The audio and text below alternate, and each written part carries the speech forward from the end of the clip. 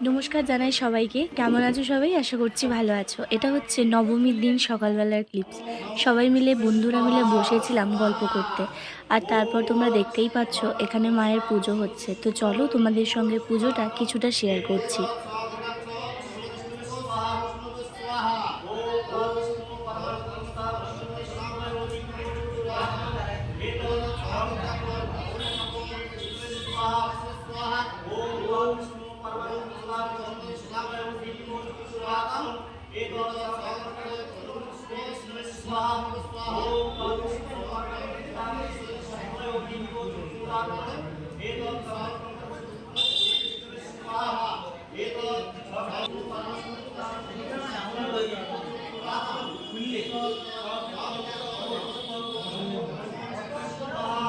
এই ছিল নবমীর ব্লগ।